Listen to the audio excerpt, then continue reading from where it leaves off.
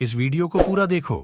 आज ही आपके जीवन से सारी परेशानी खत्म होगी और चैनल को सब्सक्राइब और वीडियो को लाइक करें। वो 40 के 40 दिन उसके साथ रह के देखो, घर पे इतने झगड़े करती है, वो इतना लड़ती है। भूख में लोग उसको बोलते हैं मम्मी खाना बना के दे, मैं खाऊं नहीं, तुम लोग को खिलाती रहूं। ऐसा उपवास किस काम का मेरी बहन।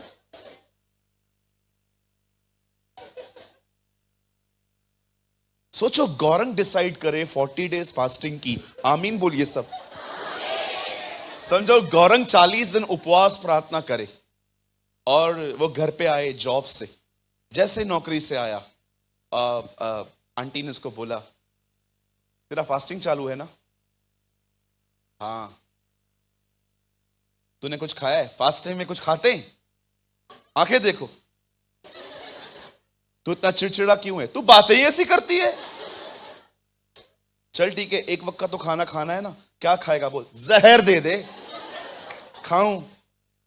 वैसे भी कल भाई बोलता है यीशु आने वाला है, मैं आज ही चला जाता हूं। ऐसे उपवास किस काम के जो इतने चिड़चिड़े होके रखे जाते?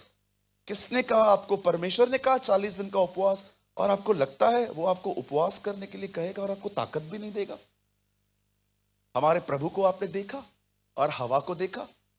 हवा बहन को भूख भी नहीं लगी थी, फिर भी नौटंकियां करके खा रही है। लेकिन हमारे खुदा को भूख लगी थी, फिर भी नहीं खा रहा है। जानते हो क्यों? आई डोंट नो, मैं किसी दिन आपको समझाऊंगा।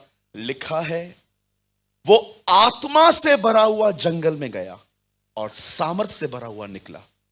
One day I will teach you the Holi spirit is different and the power is different.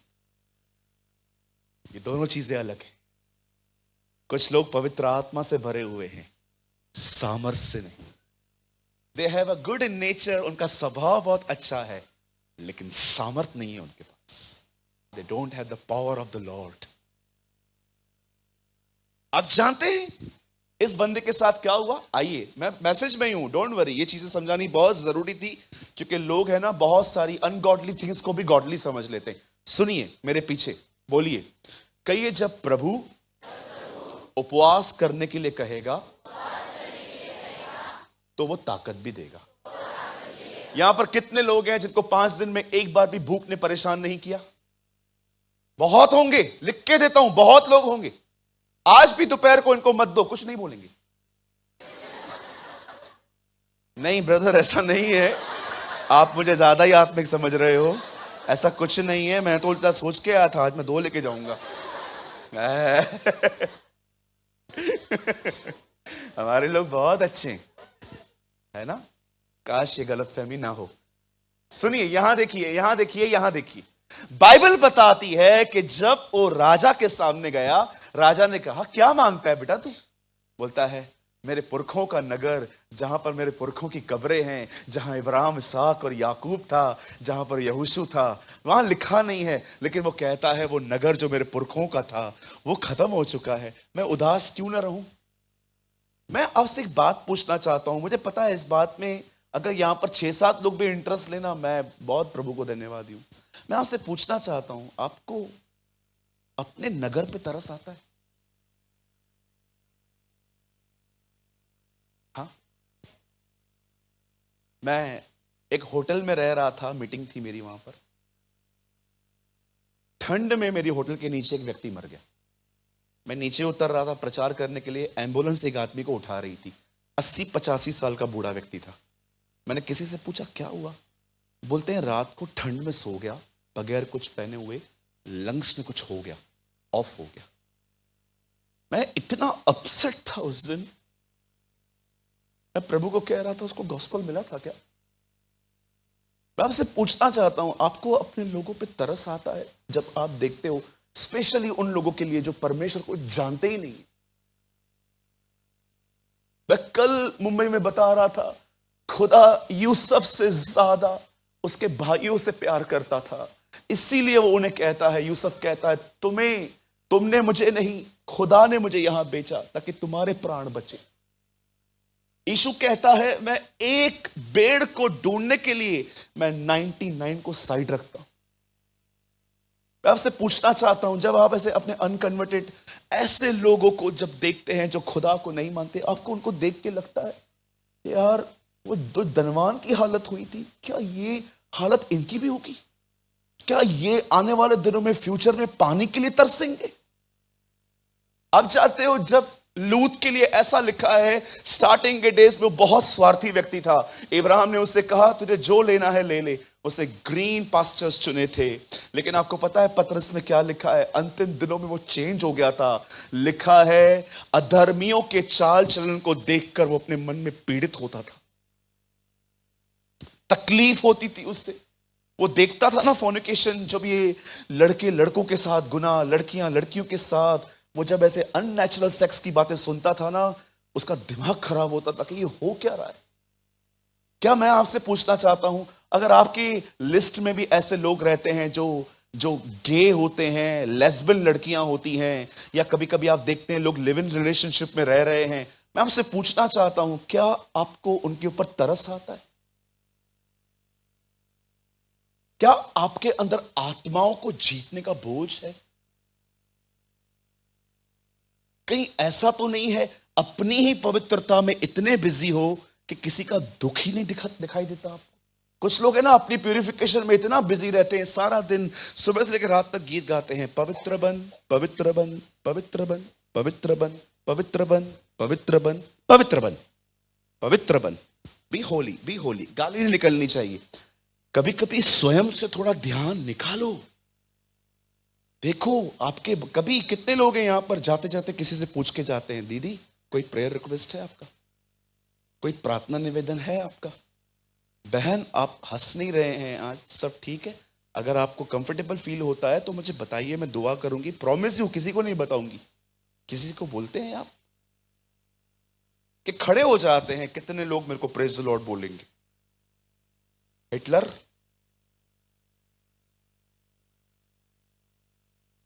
सीखो इन लोगों से, लर्न। मैं बहुत घाई और जल्दी में बोल सकता हूं, लेकिन मैं बहुत स्लो बोल रहा हूं आज।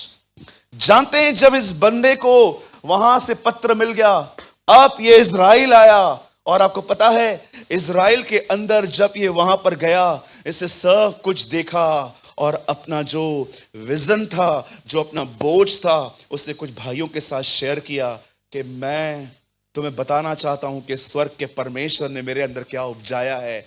मैं बैठा था, हनानी आया, मुझे बर्डन आया, मैंने उपवास रखा और आज मैं आया हूं, चलो हम इस दीवार को बनाएंगे। और आपको पता है एक एक व्यक्ति का, जिन्होंने उसकी दीवार को बनाने में मदद की थी, एक एक व्यक्ति का नाम है। क्यों? हेलो, नाम क्यों है? अपने दाहिने हाथ को उठाइए, कहिए वह अपने लोगों के परिश्रम को कभी नहीं भूलता। यस आमीन। वो अपने लोगों की मेहनत को कभी नहीं भूलता। तुमने चेयर साफ की है, तुमने दरिया बिछाई है, तुमने ये किया है, तुमने वो किया है, विश्वास करो अगर आपने किसी को ठंडा कटोरा ग्लास भी पिलाया है ना, तुम्हारा खुदा तुम्हें कभी नहीं भूलेगा। एक एक व्यक्ति का नाम है, लिखा है जिस जिसके घर के सामने थी। एग्जाम्पल दूं, मैं यहां बैठा हूं, सूरज प्रेमानी, मेरी हमने दीवार टूटी हुई है, वहां लिखा है ये जो हिस्सा था सूरज ने बनाया।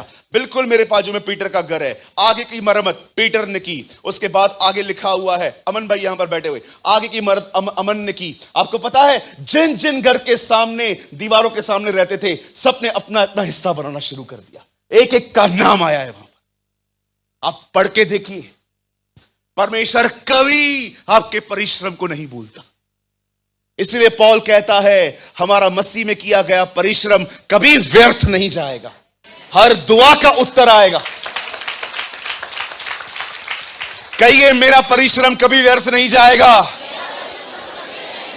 दोबारा कहिए। और आप जानते हैं जैसे ही इन्होंने दीवार बनाना शुरू की, अब मैं आपको बताना चाहता हूं, भैया 4 का 14 लगाइए। अब उन्होंने दीवार बनाना चालू की। अब वहां पर कुछ भाई लोग आए, उसमें से एक बंदे का खाली आपको मैं नाम बताता हूं, उसका नाम था संबलत। जब इसे पता चलता है कि ये बंदा दीवार बनाने के लिए यहां पर आया है, आपको पता है वो उनको बहुत धमकियां देता है और वो धमकियां उनके कानों तक पहुंचती हैं। नहीं, 4 का वो जो पहले लगाया था आपने, 4 का 10। परंतु यहूदी कहने लगे, अब उन लोगों ने धमकियां दी। जानते हो धमकी क्या दी? जब ये दीवार बन रही थी ना, ये लोग ठट्ठे उड़ा रहे थे। बोलिए ठट्ठे।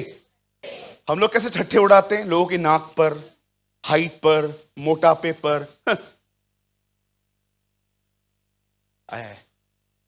किसी की आंखें टेढ़ी होती है तो हम उसको बोलते हैं, ओ देख इसकी आंखें देख। गंदी आदतें लोगों। अगर आप दूसरों की कमजोरियों को देखकर आप किसी का मजाक उड़ाते हो, I am so sorry, you are a evil person. आप दुष्ट हैं, मुझे माफ कीजिए। अगर आप किसी का भी मजाक उड़ाते हैं, उसकी पर्सनैलिटी, उसकी गरीबी, उसकी कमजोरियां या उसकी गलतियों की वजह से वो भुगत रहा है, जो मेरे भाइयों मेरी बहनों, कभी किसी का मजाक ना उड़ाएं। किसी को हंसाने के लिए दूसरों का मजाक ना उड़ाएं। मजाक उड़ाना है ना, अपनी कमजोरियों पर लोगों को हंसाओ, अपनी शॉर्टकमिंग्स बताओ कि मैंने कौन सी गलतियां की हैं। लेकिन कभी भी किसी की भी शॉर्टकमिंग्स, किसी भी व्यक्ति ने जिसने कुछ गलतियां की और आज वो भुगत रहा है, और जैसे इन्हें इंग्लिश में कहा गया है मॉकर्स। पढ़ा है आपने पतरस में, अंत के दिनों में हंसी उड़ाने वाले आएंगे। वे कहेंगे, कहां गई उसकी प्रतिज्ञा जो तुम बोलते थे, वो आ रहा है, वो आ रहा है, वो आ रहा है, कहां है वो? कभी मौकर मत बनिए। आपको पता नहीं है आप क्या खो दोगे। बहुत सारी चीजें जो आप हंसी हंसी में बोलते हो ना, लोगों के अंदर कड़वाहट लेके आएंगी। ये लोग हंस रहे थे और जानते हो हंसी में क्या बोल दिया इन लोगों ने? हे, दीवार बना रहे हैं ये लोग, और जानते हो हंसी हंसी में क्या बोलते हैं? गीदड़ भी कोई चढ़ जाए तो दीवार गिर जाएगी। ये लिखा है वहां, ठाका लिखा है वहां पर। धमकियां दे रहे थे वो लोग, मजाक उड़ा रहे थे वो एक दूसरे का। कुछ लोग बहुत पतले होते हैं ना, उनका मजाक उड़ाया जाता है। कुछ लोग बहुत मोटे होते हैं, उनका मजाक उड़ाया जाता है। कभी कभी कुछ लोग बचपन से कुछ कम बुद्धि लेके पैदा होते हैं, कई बार उनका मजाक उड़ाया जाता है। इवन कभी कभी अगर एक व्यक्ति प्रार्थना करता है और अगर आप देख रहे हो कि वो आपको उसकी स्टाइल पसंद नहीं है, एंड यू इनसाइड सारा की तरह, खुदा आएगा इब्राहिम की तरफ, आपसे पूछेगा तू हंसा था ना? नहीं, मैंने देखा तू हंसा था, मैं मन में हंसा था। हंसी थी ना वो? हाँ, जानते हो जब ये धमकियां इजराइलियों को सुनाई दी तब क्या हुआ? और यहूदी कहने लगे, डाने वालों का बल घट गया और मिट्टी बहुत पड़ी है, शहरपना नहीं बन सकती। इन लोगों ने काम रोक दिया। यहां देखिए, बताइए काम क्यों बंद हो गया? कहिए, क्योंकि लोगों की धमकियों पे ध्यान दिया गया। बोलो बाजू वाले को, यस। दौड़ने वाले लोग चलना शुरू कर देते हैं जब वो धमकियों पे ध्यान देते हैं, जब वो लोगों की बकवास बातों पे ध्यान देते हैं, जब उन लोगों को लगा कि ये लोग हमें मारने पीटने के लिए आने वाले हैं। लिखा है वे डर गए।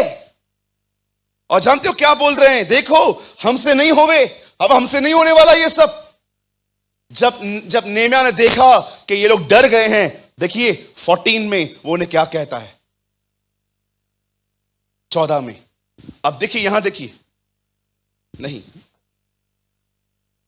बदल एक वर्ड लगाइए, 4 का। तब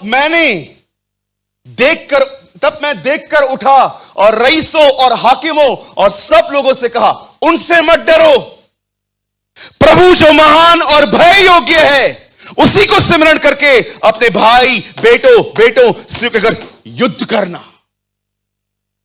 आप जानते हो, जब उसने देखा कि इन लोगों को डर ने पकड़ लिया है, वो उन्हें कहता है, सुनो, अपने परमेश्वर को जो महान है और भय योग्य है, उसको याद करो, उसी को याद करो।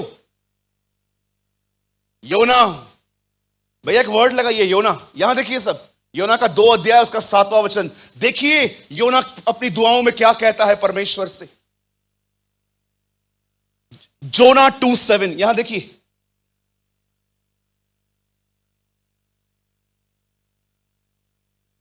पास ब्रदर, जब मैं मूर्छा खाने लगा तब मैंने यहोवा को सिमरण किया और मेरी प्रार्थना वरन तेरे पास, तेरे पवित्र मंदिर में पहुंच गई।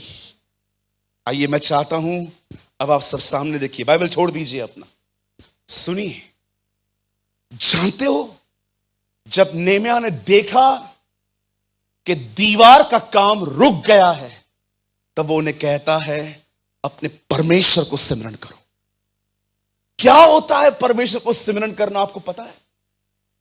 आज मैं आप में से हर एक को, जो अपनी जिंदगी में तरह तरह की यातनाएं भोग रहे हैं, आप चाहे मेंटली हैं, स्पिरिचुअली हैं, इमोशनली हर्ट हैं। इंसान 3 जगहों पे सफर करता है, याद रखिएगा, मेंटली, फिजिकली, इमोशनली। ये 3 तरह के दर्द होते हैं इंसान के अंदर। कोई बहुत मन में परेशान है, कोई इमोशंस में हर्ट है, कोई बदन के अंदर तकलीफें भोग रहा है। आप में से जितने लोग यहां पर बैठे हैं, चाहे आप फिजिकली किसी प्रॉब्लम में हो, मेंटली किसी प्रॉब्लम में हो, इमोशनली किसी प्रॉब्लम में हो, मैं फिर से कहता हूं, हर इंसान अपने जिंदगी में 3 जगहों पे सफर करता है। अगर आपको यह बात नहीं पता है, एटलीस्ट आज लर्न करो। पहले वो सफर करता है मन में, दूसरा वो सफर करता है इमोशंस में। किसी ने आपको कुछ कह दिया, आप हर्ट हो गए और आपको तकलीफ हो रही है कि मुझे ऐसा बर्ताव किया गया, या आप मन में कई बार टेंशन लेते हैं, या आप फिजिकली कभी कभी बीमार होते हैं। आप किसी भी जगह पे क्यों नहीं हैं, मैं आप में से हर एक को कहना चाहता हूं, वही वचन जो नेहम्याह ने इजराइल के लोगों से कहा, अपने परमेश्वर को सिमरन करो, अपने खुदा को याद करो। जानते हो परमेश्वर को याद करने का अर्थ क्या होता है? यहां पर योना कहता है, जब मैं मूर्छा खाने लगा, जब मैं निराश होने लगा, मैंने अपने परमेश्वर की तरफ देखा। दाऊद के लिए लिखा गया है, जब उसने देखा कि उसका परिवार लूट के अंदर चला गया है, उसने यहोवा को सिमरन करके हियाव बांधा। मुझे बताइए, कब तक कोई आपको इंकरेज करेगा? कब तक कोई आपको उत्साहित करेगा? कब तक लोग आपको काउंसलिंग देते रहेंगे? कब हम ये सीखेंगे खुदा को याद करना और अपने आप को उत्साहित करना क्या होता है? आज मैं सिर्फ और सिर्फ इस उपवास प्रार्थना में सिर्फ आने वाले 10 मिनट मैं आपको समझाना चाहता हूं, परमेश्वर को याद करने का अर्थ क्या होता है। परमेश्वर को याद करने का अर्थ यह नहीं है कि आप आंखें बंद करो और इमेजिन करने लग जाओ कि स्वर्ग एक सफेद जगह है, वहां पर एक सिंहासन है और एक बड़ा व्यक्ति वहां पर बैठा है। मोस्ट ऑफ लोग ये सोचते हैं।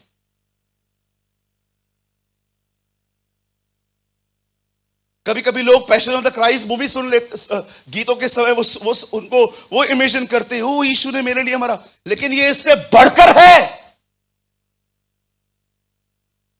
जानते हो उसने क्या कहा? 14 लगाइए ब्रदर, फास्ट। वो यहां कहता है, तब मैंने उनसे कहा, डरो मत, प्रभु जो महान और भय योग्य है उसी को याद करो। आपको पता है इसके बाद क्या हुआ?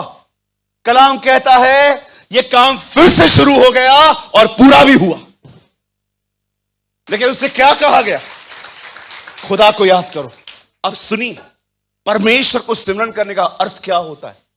मैं आपसे पूछना चाहता हूं, क्या आपके पास कोई ऐसी नोटबुक है जिसमें आपने लिखा है कि उसने आपके लिए आज तक क्या क्या किया है? मुझे बताइए, do you have a book? आपके पास कोई बुक है? क्या आपने लिखा है? जब वो कहते हैं परमेश्वर को याद करो, तो याद रखना, सबसे पहले आपको यह देखना चाहिए कि खुदा आपको कहां से लेके आया, वो आपको कहां से लेके आया। मेरे भाइयों, मेरी बहनों, कभी आपको अंदाजा भी है अगर वो आपकी मदद नहीं करता आप कहां होते आज? कोविड में कितने लोग बीमार पड़े आपको पता है? हमारे कलीसिया के अंदर मरने के कगार पे आ गए थे कुछ लोग, ऐसी तकलीफें हुई उन्हें। मुझे बताइए मेरे भाई, किसने तेरी जिंदगी बचाई? क्यों जिंदा है तू आज? क्योंकि खुदा चाहता था कि तू जिंदा रहे। बहुत सारी बहनें हैं, आपको परमेश्वर कहां से लेके आया। कितनी भाई बहन है यहां पर जो सदैव परमेश्वर को हर दिन हाथ उठा उठा के उसको कहते हैं, धन्यवाद परमेश्वर, तू मुझे कहां कहां से ले आया। हर सबत के दिन वे लोग शनिवार के दिन अपने घर में बैठते थे, चूल्हा नहीं जलाते थे। जानते हो वो घर पे बैठ के करते क्या थे? वो घर बैठकर याद करते थे कि परमेश्वर कैसे हमें मिस्र की गुलामी से निकाल के ले आया था। बाइबल बताती है कई बार जब वो गुनाह करते थे, खुदा उन्हें कहता था, क्या तुम नहीं जानते मैं तुम्हारा वही खुदा हूं जो तुम्हें मिस्र से निकाल ले आया। बहुत सारे जो लोग हैं ना आज, उनको अच्छे से याद है कि कितनों ने पैसा लेके वापस नहीं किया, कितनों ने क्या किया। उन्होंने हर तरह की नॉनसेंस अपने किताबों में लिखी है। मैं आपसे पूछना चाहता हूं, क्या आपको परमेश्वर की भलाइयां याद है? हां, जरा सोचो, यहां तक आने के लिए पैसे नहीं होते थे, पैदल आते थे हम लोग, कुछ लोग यहां पर। डिसेंट कपड़े नहीं होते थे कुछ लोगों के पास, बीमार थे हम, तकलीफों में थे। कहां से निकाल लाया वो तुम? कभी उसकी विश्वास योग्यता आपने देखी? जानते हो परमेश्वर को सिमरन करने का अर्थ क्या होता है? उसके कामों को याद करना। हमेशा याद रखिए, न खुदा दिखता है न शैतान दिखता है, दोनों के काम दिखाई देते। आप कभी खुदा को नहीं देख सकते। अगर उसकी मर्जी हुई तो वो अपने आप को आप पे प्रकट कर सकता है, लेकिन याद रखना ये एक सत्य है, न शैतान दिखता है न परमेश्वर दिखता है, लेकिन बाइबल बताती है दोनों के कार्य दिखाई देते हैं। अगर आप देख रहे हो कि कोई बंदा उसको माफ कर रहा है, ये परमेश्वर है। और आप देख रहे हो कि कोई किसको पीट रहा है, याद रखना ये शैतान का काम है। याद रखिए, न खुदा दिखता है न परमेश्वर दिखता है, पर दोनों के काम दिखते हैं। इसीलिए 1 यूहन्ना 3 में लिखा है, परमेश्वर का बेटा इसलिए प्रकट हुआ ताकि शैतान के कामों को नाश करे।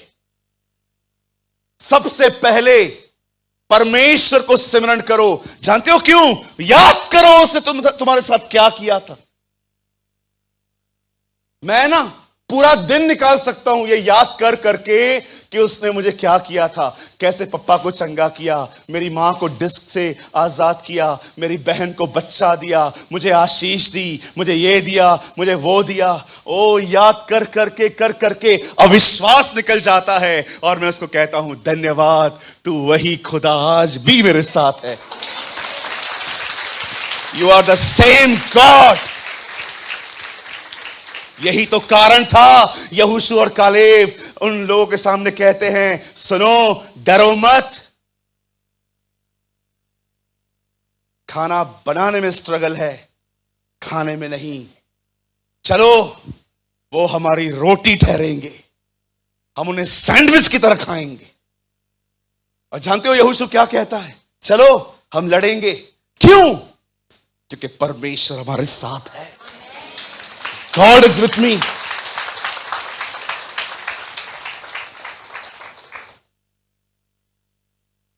जानते हो परमेश्वर को और कैसे याद किया जाता है?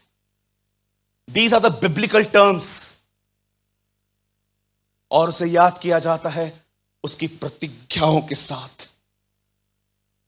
जब आप अपनी जिंदगी में टफ सिचुएशंस फेस करते हो, कठिन समय करते हो, आप जानते हो क्या होता है?